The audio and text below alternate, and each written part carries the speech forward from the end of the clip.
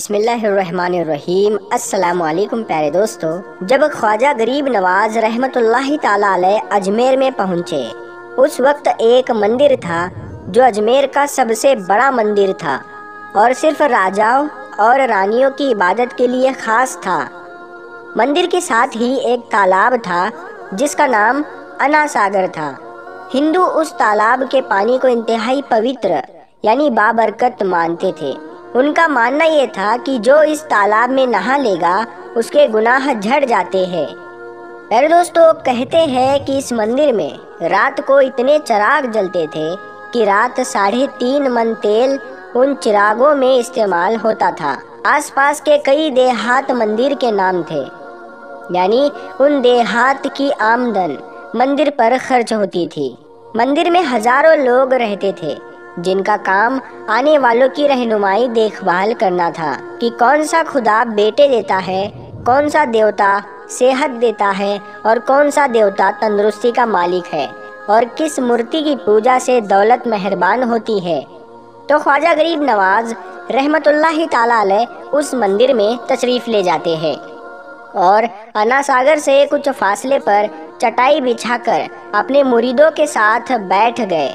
عصر کا وقت ہونا ہی چاہتا تھا، لہٰذا آپ رحمۃ اللہ تعالی علیہ نے حضرت قطب الدین بختیار کاکی رحمۃ اللہ تعالی علیہ سے اذان دینے کو کہا۔ کفر و شرک کے گڑھ میں اجمیر میں اللہ کی وحدانیت پر محمد مصطفیٰ صلی اللہ تعالی علیہ وسلم کی رسالت کا یہ پہلا اعلان تھا۔ وہ لوگ اسلام سے مکمل طور پر لا علم تھے، یعنی نہیں جانتے تھے کہ اسلام کیا ہے۔ چنانچہ اذان کی آواز سن کر وہ حیران ہو گئے اور اپنے گھر سے نکل آئے۔ سب مسافروں نے انا ساگر کے پانی سے وضو کیا اور نماز پڑھنا شروع کر دی۔ سب ہندو حیران رہ گئے کہ سب بھگوان تو اندر ہے، تو یہ لوگ آنگن میں کس بھگوان کو سجدہ کر رہے ہیں۔ جب شام ہوئی تو راجا کے اونٹ جو دن میں چرنے کے لیے گئے ہوئے تھے اپنے چرواہوں کے ساتھ واپس آنے لگے۔ اتفاق سے جہاں حضرت خواجہ رحمۃ اللہ تعالی علیہ اپنے ساتھیوں کے ساتھ بیٹھے تھے وہ جگہ راجا کے اونٹوں کے بیٹھنے کی تھی۔ چرواہوں نے بابا صاحب رحمۃ اللہ تعالی علیہ سے کہا، اٹھو بابا، اونٹوں کے بیٹھنے کی جگہ خالی کرو۔ آپ رحمۃ اللہ تعالی علیہ نے فرمایا، اتنا میدان پڑا ہے، اونٹ تو کہیں پر بھی بیٹھ سکتے ہیں، کیوں مسافروں کو تنگ کرتے ہو؟ وہ سپاہی پھر بھی نہ مانے اور یہی کہتے رہے کہ یہ اونٹ کی جگہ ہے، یہاں اونٹ ہی بیٹھتے ہیں۔ آخر ان سپاہیوں نے بہت بدتمیزی سے کہا، یہ راجا کے اونٹوں کے بیٹھنے کی جگہ ہے اور ادھر راجا کے اونٹ ہی بیٹھیں گے، تم لوگ کہیں اور ڈیرا لگاؤ۔ آخرکار آپ رحمۃ اللہ تعالی علیہ نے اٹھتے ہوئے حضرت قطب الدین بختیار کاکی سے فرمایا، اٹھو قطب الدین، یہ کہہ رہے ہیں کہ اونٹوں کے بیٹھنے کی جگہ ہے، تو چلو اونٹ ہی بیٹھے رہے۔ یہ کہہ کر آپ رحمۃ اللہ تعالی علیہ اپنے ساتھیوں سمیت وہاں سے اٹھ گئے۔ اگلی صبح جب اونٹوں کی چرائی کے لیے لے جانے کا وقت آ گیا، یعنی اونٹوں کو چرانے کا وقت آ گیا، تو چرواہوں نے اونٹوں کو اٹھانا چاہا تو انہیں پتا چلا کہ اونٹ تو اٹھنے کے قابل ہی نہیں ہے۔ انہوں نے اونٹوں کو مار مار کر زبردستی انہیں اٹھانا چاہا، لیکن وہ بیٹھے ہی رہے۔ چرواہے پریشان تھے کہ جو اونٹ ان کے ایک اشارے پر اٹھ کے بیٹھ جاتے تھے، آج کیا ہوا ہے، کیوں نہیں اٹھ رہے ہیں؟ آخر انہیں یاد آیا کہ کل اس مسافر فقیر نے کہا تھا کہ چلو اونٹ ہی بیٹھے رہے۔ لوگ اکٹھا ہونا شروع ہو گئے۔ کوئی کہہ رہا تھا کہ فقیر کوئی قابل جادوگر ہے، اور کسی نے خیال ظاہر کیا کہ وہ کوئی بھگوان کا اوتار ہے۔ دھیرے دھیرے بات راجا تک پہنچ گئی کہ ایک مسافر فقیر نے راجا کے اونٹوں پر جادو کر دیا ہے۔ راجا نے خواجہ صاحب کو پیغام بھیجا اور راجا نے خواجہ صاحب سے کہا، تم کیسے فقیر ہو جو بے زبانوں کو باندھ کر رکھتے ہو؟ یہ بیچارے بھوک پیاس سے مر جائیں گے، اسی لیے مہربانی کر کے اپنا جادو واپس لے لو۔ آپ رحمۃ اللہ تعالی علیہ نے فرمایا، ہم مسلمان ہیں اور مسلمان بد دعا نہیں کرتے، نہ ہی جادو کرتے ہیں۔ جاؤ کہو کہ جس کے حکم سے بیٹھے تھے اسی کے حکم سے اٹھ کھڑے ہو جاؤ۔ اب جو جا کر اٹھایا تو اونٹ فوراً اٹھ گئے۔ پھر دوستو گیر مسلموں کے دلوں میں دلچسپی ان مسافروں میں بڑھنے لگی۔ پانچوں وقت اذان ہوتی اور نماز ادا کی جاتی۔ آخر راجا تک یہ بات پہنچ گئی کہ کچھ فقیر آئے ہیں جو مسلمان ہیں، پانچوں وقت اذان دیتے ہیں اور ہمارے پوتر تالاب کو ہاتھ منہ دھو کر گندا کرتے ہیں، یعنی کہ ناپاک کرتے ہیں، اور تو اور ہمارے دھرم کے خلاف باتیں کرتے ہیں، کہتے ہیں یہ مورتیاں پوجنے کے قابل نہیں ہے، یہ تو محض پتھر ہے، اسی لیے انہیں یہاں سے اٹھایا جانا چاہیے۔ راجا نے فقیروں کو پیغام بھجوایا کہ تم لوگ گوشت کھاتے ہو، ہمارے دھرم کے خلاف بولتے ہو، اور تو اور ہمارے پاک تالاب کو اپنے ہاتھ ڈال کر ناپاک کرتے ہو، جو ہم برداشت نہیں کر سکتے، اسی لیے تم لوگ یہاں سے چلے جاؤ۔ آپ رحمت اللہ تعالیٰ علیہ نے فرمایا کہ اور بھی تو اتنی دنیا آتی ہے، ہمارے پانی لینے سے کون سی کمی آ جائے گی؟ وہ کہنے لگے کہ وہ سب ہمارے اپنے دھرم کے لوگ ہیں اور تم دوسرے دھرم کے ہو، آئندہ تم لوگوں نے تالاب کو گندا کیا تو ہم سختی سے پیش آئیں گے۔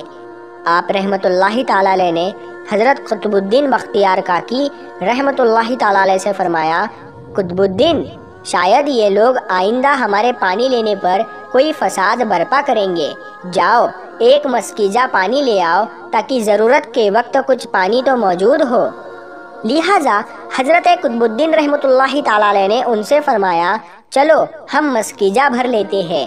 وہ اس شرط پر مان گئے کہ تمہارا جسم پانی سے چھونا نہیں چاہیے۔ حضرت قطب الدین بختیار کاکی رحمت اللہ تعالیٰ علیہ تالاب کی سیڑھیوں پر جا بیٹھے اور مسکیجہ پانی میں ڈبو دیا۔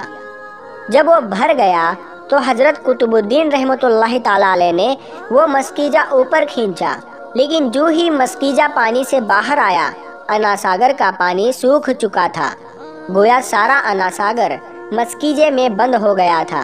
انا ساگر کا خشک ہونا تھا کہ پورے اجمیر میں کوہرام مچ گیا، اور وہ رو رہے تھے کہ جو ہم گناہوں کی گٹھریاں لاتے ہیں اور انا ساگر میں غسل کر کے ان سے چھٹکارا پا لیتے ہیں، اب ہم ان گناہوں کا بوجھ کدھر لے جائیں گے؟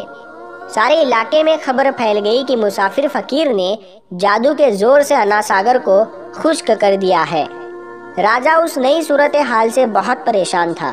اس نے اپنے وزیروں کو بلایا، سب نے یہی کہا کہ فقیر یا تو جادوگر ہے یا پھر واقعی کوئی کامل فقیر ہے۔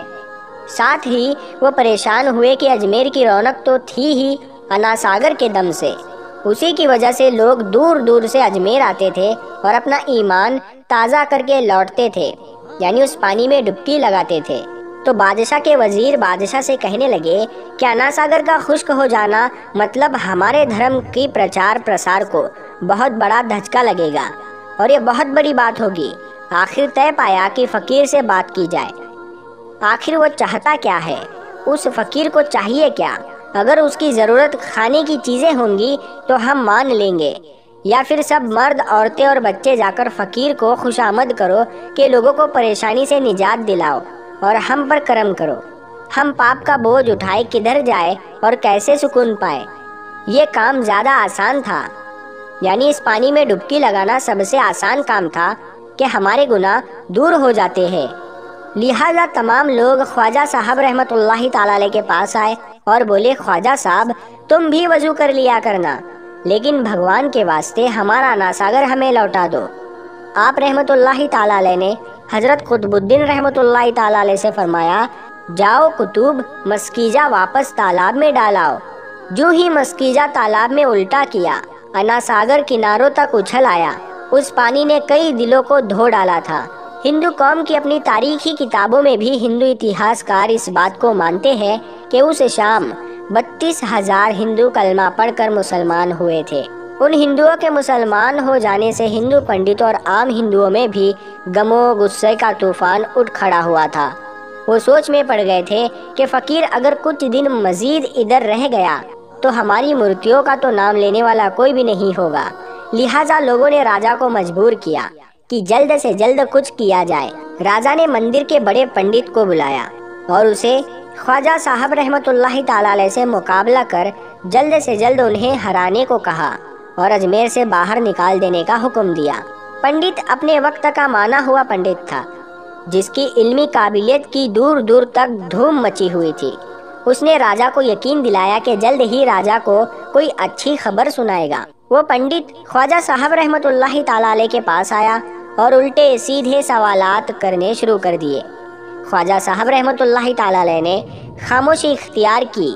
جب پنڈت نے حد سے بڑھ کر شور مچانا شروع کیا تو خواجہ صاحب رحمۃ اللہ تعالی علیہ نے اس کی طرف آنکھ اٹھائی اور مسکرا کر فرمایا، اے پنڈت، تو شور مچا رہا ہے اور میں تیرے ماتھے پر ایمان کا نور چمکتا دیکھ رہا ہوں۔ اس نگاہ اور اس لہجے میں نہ جانے کیا جادو تھا کہ پنڈت قدموں میں گر گیا اور روتے ہوئے بولا، خواجہ، جس دھرم کے تم ہو اسی دھرم میں مجھے بھی شامل کر لو۔